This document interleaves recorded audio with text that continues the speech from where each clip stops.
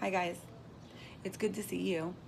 Um, so if you look at the syllabus, right, if you've looked at the syllabus recently, you're gonna see that we've started a new unit in our understanding of how anthropology looks at what it means to be human in a holistic, comparative, relativistic, empirical, biocultural, and adaptational or evolutionary way, right? Those are the, what are they? Pandita, look at your notes. She said those are the key characteristics of the anthropological perspective. She's right. So I'm going to talk a little bit about how what we're doing from now until the end of the semester connects with what we've been looking at so far and what new ideas we're encountering. You ready? So we started with biology, right? And then we moved on to artifacts and objects in archaeology, all in an attempt to understand differences and similarities across time and space.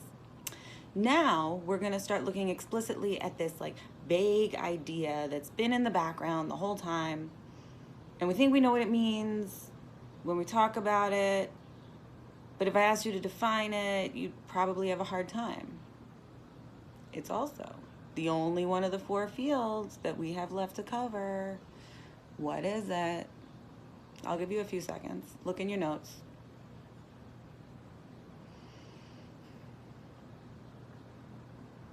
Okay, did you write it down? Because otherwise, how do you hold yourself accountable, right? You could just say you guessed right. Well, it's cultural anthropology, right, or culture. So what's culture? Well, culture is the learned system of behaviors, expectations, and scripts for action, right, that we carry in our minds and that make us distinctly human. Culture is learned, it's not innate. It's how we make sense of the world. Anthony Wallace is a psychological anthropologist, and he uses the metaphor of culture as a mental map, right, for possibilities and actions. And so if you think about a map like Google Maps, right, it's not reality, it's a representation of reality.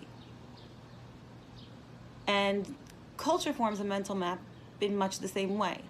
It is a representation of reality that exists both in our minds and in the collective group with which we identify. So culture's learned, right? And that means that it's variable. And it can respond to or be influenced by all of the contextual factors that we've been discussing this far, like the environment, like histories, geographies, biological capacities, and development and other cultures, structural influences, all that kind of stuff. Culture creates the categories through which we interpret reality and make sense of the world around us. We saw that in the reading about language and different words for colors in different cultures, or numeracy among the Peraha in Brazil. Culture tells us what differences among things, people, groups, and situations make a difference. And the process of grouping and categorization is pretty important. It's also usually ignored. So that's the whole point. We have categories that we sort the world into, so we don't have to think so much about things. Examining everything like it's the first time and totally unique would take an enormous amount of energy. And it wouldn't allow us to efficiently interact with others and build and develop as a collective. If we don't see things in a somewhat similar way, we can't plan for other people's reactions and responses to our actions. We can't communicate. We can't collaborate. We can't build on the past, and we can't develop. If culture's like a mental map, right? Imagine what would happen if everyone on the road had a different, well, I drive, right? So I use my Google Maps because I'm bad with directions. But imagine if every car on the road, right, had a driver who was bad with directions like me and used Google Maps, but all of their maps were totally different. The roads were different. The speed limits, whether a road was one way or two way, totally different. We're all driving, same road, same roads. but the representations of those roads was different. What would happen? This is not brain surgery. Would we be okay? We wouldn't be okay. At the very least, like, there would be traffic issues, but also we would all crash and die. Now, my map can be customized, right? I can pick, like, how I want my map to appear and what my vehicle looks like. It's like, I think it can be like green or red or like a school bus or something. And what, like, landmarks stand out, like Popeyes. I have Google Maps mark all the Popeyes for me. I do, I'm not joking. Don't judge me. But I can't just say, like, to Google Maps, like, yo, these roads, they are annoying looking, so I'm gonna need you to make me different roads. There needs to be a degree of consistency in how we all see and understand the world in order to have things flow. Culture is an integrated system, remember, and it's part of larger systems. So that doesn't mean that we all see things from the same perspective. We experience the world differently, in part because of the categories that are important culturally in forming subjective identities or positionalities. The things about us that make a difference in who we see ourselves as, who we identify with, and who others see us as. So, we have categories or maps. They have a degree of consistency among groups or populations. And that's what we're looking at now. The way that humans create systems of organization and meaning, and the way we use those systems to group ourselves, to organize our worlds and realities, to solve conflicts, to provide for our needs, and to make decisions regarding, like, all kinds of things. That ability to make decisions and to take action in the world is called agency, human agency, right? So humans have the ability to be active agents in the way they respond to their cultural and material contexts. But we're not free to respond in any way we choose. Remember my Google Maps? We have streets and buildings and speed limits that steer us in particular directions and make some paths seemingly impossible. So, like, if I want to get from Ocean Avenue to Kingsborough, I can't drive through the water. I guess I could if I had that car like they have, like Howard Stark makes in one of the Iron Man movies. The Starkmobile, and it hovers. Whatever. Some of you are going to know what I mean. Others of you are not going to know. Get down with the Marvel Cinematic Universe, y'all. So anyway, I can't drive through the water. I have to go around that canal. These physical features, right, whether they be concrete infrastructure or more abstract things like laws, are like the institutions and the relationships between institutions and between individuals and institutions, and that as a society we construct, right, and create the larger structural context that give our decisions and possibilities limits and boundaries. So we know that institutions aren't necessarily fair for everyone, right? Some laws we don't like. Some systems don't work in equitable ways, and certain groups are disadvantaged significantly, and not accidentally, but as a part of the design of the institution or the system. A big question is, what are the mechanisms that are at work in order to get us all to buy into this imagined way of ordering reality? Especially when sometimes it doesn't serve our personal interests. Laws, schools, economies, political systems, none of these are biological. They're not instinctual. They're imagined creations that within a specific cultural group, we've all bought into as being, like, real. And we teach them to the next generation through enculturation, making them more real and more important and more natural seeming.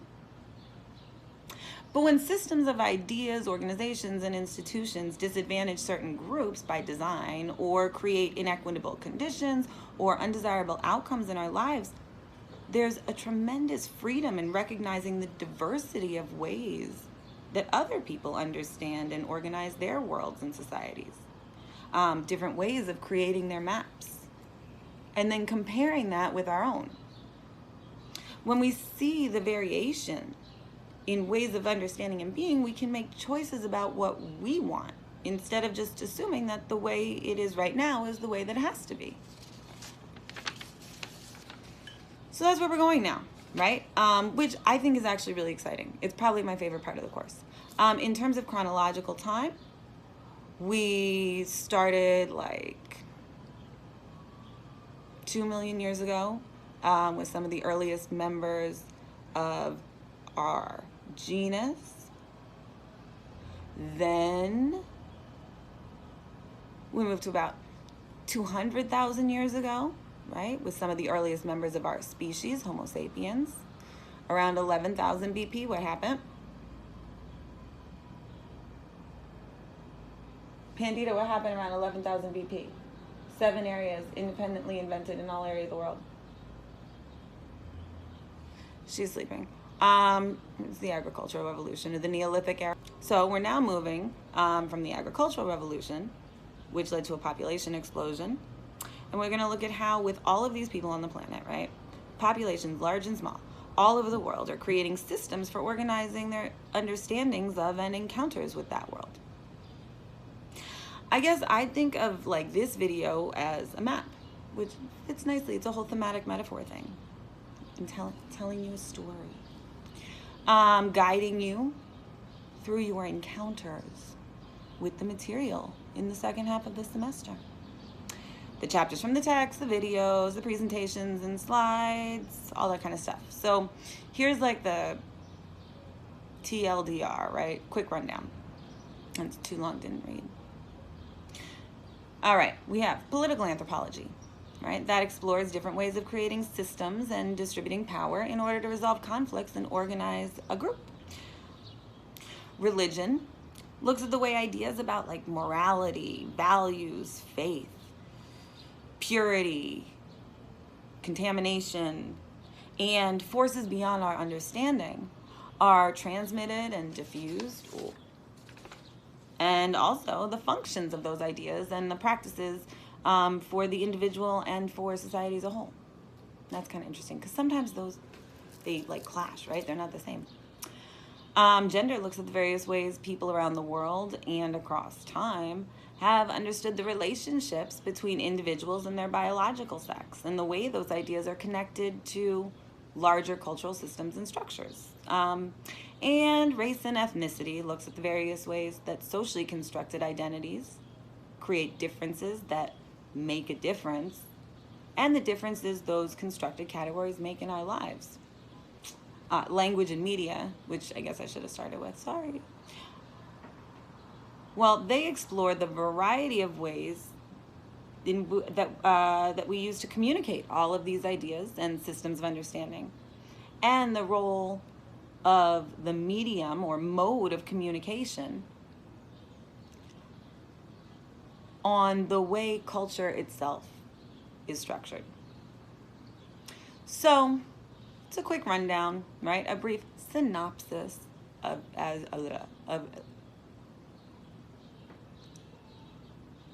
it's a synopsis, if you will, of the material for the second half of the semester, which I want you to focus on for your final media portfolio. That assignment has been posted on Blackboard. Check it out. Pay attention to examples and try and apply the key characteristics of the anthropological perspective when you think about those examples, right? Ethnographic examples. Think relativistically, think comparatively, right? Think holistically. What can specifics tell you about larger themes, trends, and patterns, and the factors that influence or relate to, or the factors that come into play, right, in regards to those larger themes.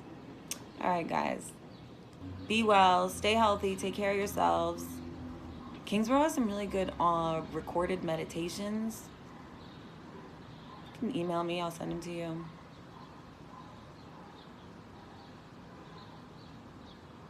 I think that's all I have to say. See you next time.